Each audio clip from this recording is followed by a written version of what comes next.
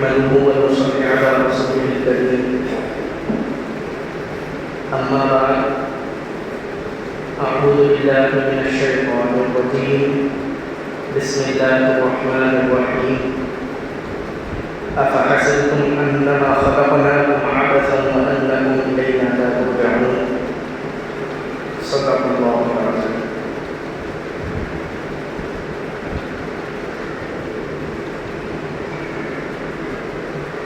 اللہ تبارک و تعالیٰ کی نظر میں انسان کی جوانی کی بہت قدر ہے. آدمی کی جوانی کا جو وقت ہوتا ہے اس میں طاقت ہوتی ہے، جذبات ہوتے ہیں، موقع ہوتا ہے، تو اللہ تبارک و تعالیٰ کو انسان کی جوانی کا زمانہ اور جوانی میں اللہ کی طرف متوجہ ہونا یہ بہت پسند ہے. رسول اللہ صلی اللہ علیہ وسلم نے بہت سارے حدیثوں میں جوانی کی اہمیت کو بیان فرمایا. ایک حدیث میں آپ صلی اللہ علیہ وسلم نے ارشاد فرمایا کہ لوگوں پانچ چیزوں کے آنے سے پہلے غنیمت سمجھو. نمبر 1، صحت کو غنیمت سمجھو بیماری آنے سے پہلے. اللہ نے صحت دی ہے تو اس صحت کے زمانے میں کچھ اللہ کے لیے کر لو، اس سے پہلے کہ بیماری آ جائے اور جسم کے اندر کچھ کرنے کی طاقت نہ رہے. نمبر 2، فرصت کے زمانے کو مشغول ہونے سے پہلے غنیمت سمجھو.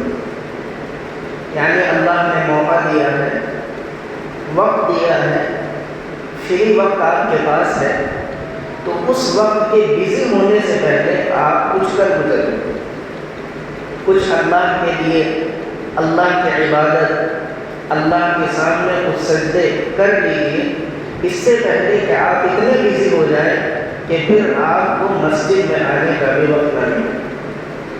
نمبر 3، مالداری کو غریبی آنے سے پہلے غنیمت سمجھو. اللہ نے مال دیا ہے، یہ مال آنی جانی چیز ہے. آج ایک کے پاس ہے، کل نہ جانے کس کے پاس ہو، تو مال کا کوئی بھروسہ نہیں. آج اگر اللہ تبارک و تعالیٰ نے مال دیا ہے تو کچھ اللہ کے راستے میں صدقہ خیرات کر دو، اس سے پہلے کہ ایسا وقت آ جائے کہ آپ سوچتے رہیں کہ مال آئے تو میں خرچ کروں گا اور مال نہ آئے. نمبر 4، زندگی کو موت آنے سے پہلے غنیمت سمجھو. یہ زندگی اللہ تبارک و تعالیٰ نے جو دی ہے یہ اللہ کی ایک بہت بڑی نعمت ہے. موت آئے گی، یہ آنکھیں بند ہو جائے گی، پھر آدمی خود چل کر قبرستان جانے پر بھی قادر نہیں ہوگا. موت آنے کے بعد 4 لوگوں کے کندھے پر سوار ہو کر آدمی قبرستان پہنچتا ہے اور من مٹی کے نیچے دب جاتا ہے. تو رسول اللہ صلی اللہ علیہ وسلم نے فرمایا کہ موت آنے کے بعد تم اتنے لاچار اور مجبور ہو جاؤ کہ خود قبرستان بھی نہ جا سکو. اس وقت کے آنے سے پہلے زندگی کو غنیمت سمجھو اور کچھ اللہ کو راضی کرنے کے اعمال کرو. اور آخری چیز نبی کریم صلی اللہ علیہ وسلم نے ارشاد فرمائی کہ اپنی جوانی کو غنیمت سمجھو بڑھاپا آنے سے پہلے. بڑھاپا آ جاتا ہے، آدمی مجبور، لاچار، بے بس ہو جاتا ہے. بڑھاپے میں آدمی کے پاس تجربات بہت ہوتے ہیں، زندگی اس نے پوری گزار لی، اس کی سمجھ بڑھ گئی، عقل بڑھ گئی، تجربات اس کو حاصل ہو گئے. لیکن اب ان تجربوں کا کیا فائدہ جب آدمی عمل ہی نہیں کر سکتا؟ اب ان تجربوں کا کیا فائدہ جب اس کے ہاتھ کپکپا نہیں؟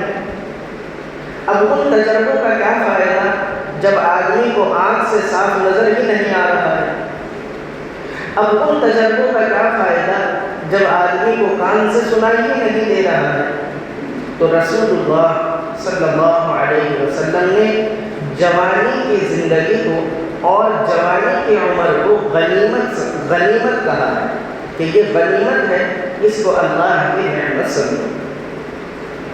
یقیناً جوانی کا جو زمانہ ہوتا ہے وہ انسان کی زندگی کا ایک اہم زمانہ ہے، اور علماء نے کتابوں میں یہ بات لکھی ہے کہ جس قوم کے جوان سدھر جاتے ہیں، جس قوم کے جوان سیدھے راستے پر آ جاتے ہیں تو وہ قوم بھی پوری قوم سدھر جاتی ہے، اور جس قوم کے جوان بگڑ جاتے ہیں تو پھر اس قوم کو تباہ و برباد ہونے سے کوئی نہیں بچا سکتا۔ علماء نے لکھا ہے کہ اگر آپ کو اندازہ لگانا ہے کسی قوم کے بارے میں کہ اس قوم کا انجام، رزلٹ اور نتیجہ کیا ہوگا، یہ جو قوم ہے مثال کے طور پر ایک مسلمان قوم ہے، اگر کسی کو اندازہ لگانا ہے کہ مسلمانوں کا فیوچر کیا ہے، آگے جا کر ان کے حالات کیسے ہوں گے، یہ سدھار کی طرف جائیں گے یا بگاڑ کی طرف جائیں گے، تو اس کا طریقہ یہ ہے کہ آپ جوانوں کی طرف دیکھیں، جو جوان لڑکے ہیں، نوجوان عمر کے ہیں، ان کی طرف دیکھیں۔ وہ اگر سیدھے راستے پر، ترقی کے راستے پر، علم کے راستے پر، تعلیم کے راستے پر چل رہے ہیں تو آپ اندازہ کر لیں کہ اس قوم کا مستقبل آگے چل کر پہاڑوں کی چوٹیوں پر ہوگا۔ اور اگر آپ دیکھیں کہ قوم کا جوان طبقہ، نوجوان قوم تباہی کی طرف جا رہی ہے، علم سے دور جا رہی ہے اور پڑھائی لکھائی سے دور جا رہی ہے، بے کسی کی طرف جا رہی ہے، تو پھر اندازہ کر لیجیے، اندازہ کیا بلکہ یقین کر لیجیے کہ اس قوم کا مستقبل اور فیوچر خراب ہونا ہے۔ یہ ایک اصول ہے، ایک قانون ہے، ایسا ہی ہوتا ہے۔ اب آپ ذرا غور کریں، یہ پوری تفصیل اس لیے بتائی گئی ہے تاکہ ہم اپنے اوپر غور کریں۔ ہمارا مسلم معاشرہ، ہماری مسلم جو قوم ہے، اس میں جو بچے ہیں، بچوں کے اندر زیادہ طاقت نہیں، ان کو زیادہ تجربات نہیں، تو ان کی بات کیا کریں؟ جو بوڑھے ہو گئے، یقیناً ان کے پاس تجربات ہیں، ان کے پاس علم بہت ہے، لیکن بدن میں طاقت نہیں، تو ان تجربوں کا کیا فائدہ؟ لیکن جو جوان قوم ہوتی ہے، جو جوان لڑکے ہوتے ہیں، ان کو آپ دیکھیں تو وہ کس طرف جا رہے ہیں، کس ڈائریکشن میں جا رہے ہیں، کیا ان کی سوچ ہے، ان کی فکر کس طرح کی ہے، وہ کس درجے پر زندگی گزار رہے ہیں، تو یقیناً اس میں آپ کو اپنا اور ہمارا مستقبل نظر آتا ہے۔ مجھ سے زیادہ آپ یہ باتیں جانتے ہیں کہ آج ہمارا جو نوجوان طبقہ ہے وہ یقیناً تباہی کے دہانے پر کھڑا ہے۔ جتنے بھی گناہ ہو سکتے ہیں، جتنے بھی غلط کام ہو سکتے ہیں، وہ سب کے سب ہمارے نوجوان طبقے کے اندر موجود ہیں۔ سب سے پہلی برائی اور سب سے پہلی کمی ہے بے حیائی۔ بے حیائی آج ہمارے نوجوانوں میں اس قدر عروج پر ہے کہ شاید اس سے پہلے کبھی اتنی بے حیائی ہمارے نوجوانوں میں آئی، اور رہی صحیح جو کسر تھی وہ موبائل نے پوری کر دی کہ موبائل نے اس قدر بے حیائی کو عام کر دیا۔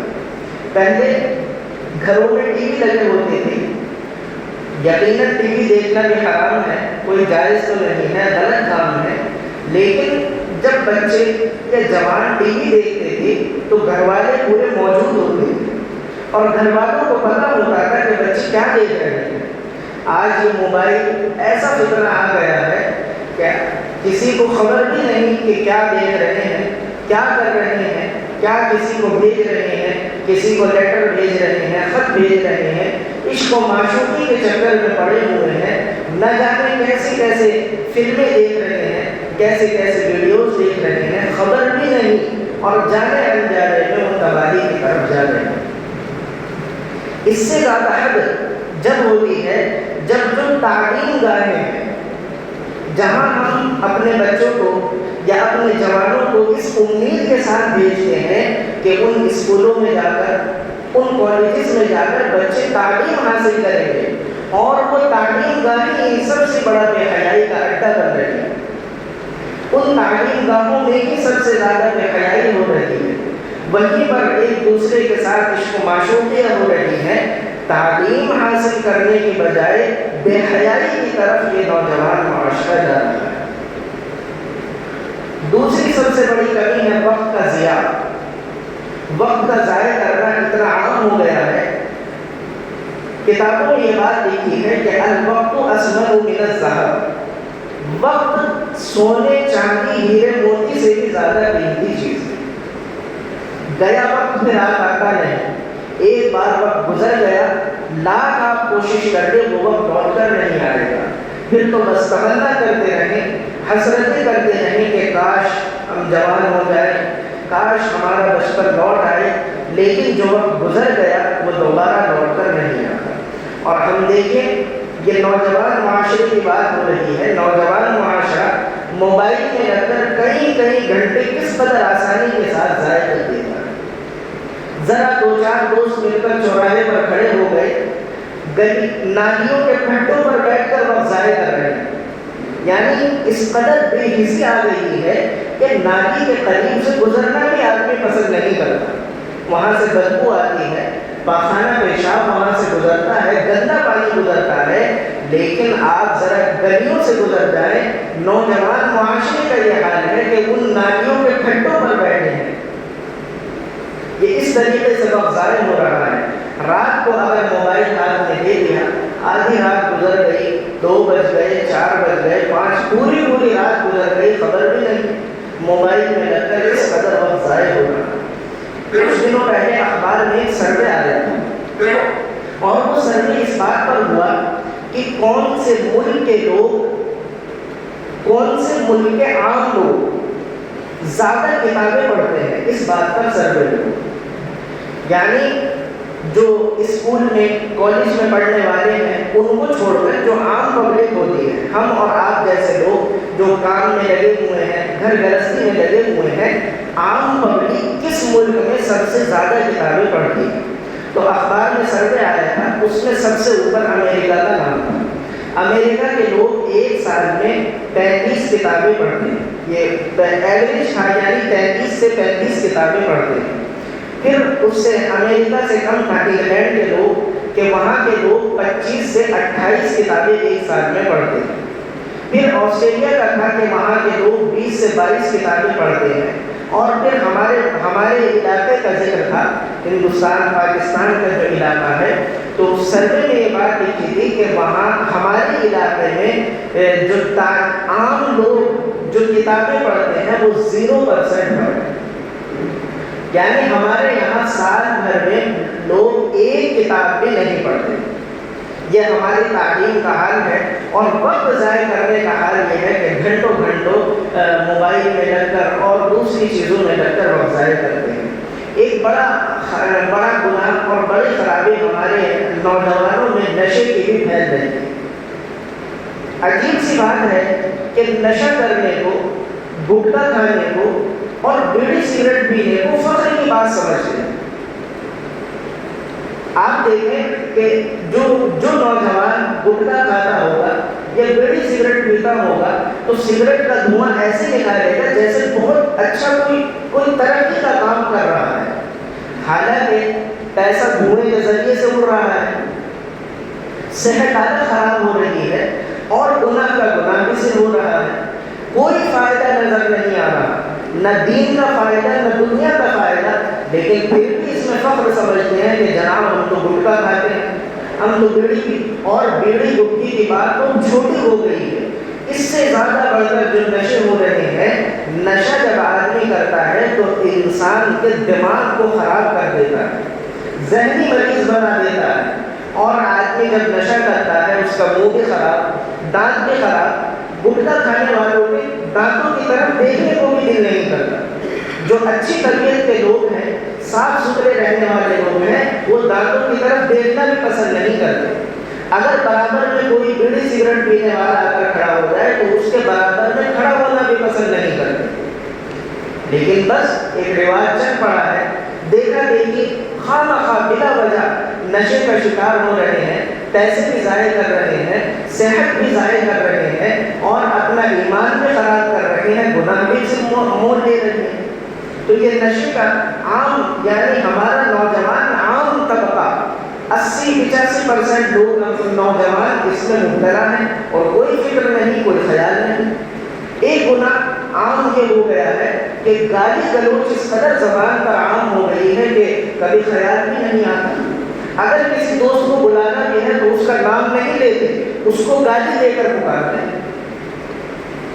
عجیب سی بات ہے، لیکن عجیب عجیب گناہ ہیں، کس قدر بے حیائی، کس قدر گندی زبان استعمال کرتے ہیں اپنے دوستوں کو بلانے میں یا ساتھیوں کو بلانے میں۔ گناہ بھی ہے، بے حیائی بھی ہے، اور معاشرے میں گندی باتیں بھی پھیل رہی ہیں، لیکن پھر بھی اسی طرز پر چل رہی ہیں۔ تو ہم نے بتایا کہ علماء نے اور تاریخ لکھنے والے حضرات نے یہ بات لکھی ہے کہ اگر آپ دیکھنا چاہتے ہیں کسی قوم کا مستقبل، آپ کسی کا مستقبل جاننا چاہتے ہیں کہ مسلمانوں کا آگے چل کر کیا انجام ہوگا، یا مسلمانوں کو چھوڑ کر کسی بھی قوم کا آگے چل کر کیا انجام ہوگا، تو آپ ان کے نوجوان طبقے کو دیکھیے۔ جو جوان لوگ ہیں، جوان طبقہ ہے، ان کو دیکھیے۔ اگر وہ صحیح سیدھے اچھے راستے پر چل رہے ہیں تو یقیناً اس قوم کا مستقبل عروج پر جائے گا، اور اگر وہ اس قوم کے نوجوان برائی کی طرف چل رہے ہیں، گناہوں کی طرف چل رہے ہیں، تباہی کی طرف چل رہے ہیں، تو پھر اس قوم کا فیوچر بھی خراب ہو رہا ہے۔ تو اس لیے سب سے زیادہ فکر اپنے نوجوانوں کی کرنی ہے۔ بوڑھوں کی زندگی گزر گئی، بوڑھوں کی عمریں گزر گئی، ان کے بدن کے اندر اب طاقت نہیں رہی۔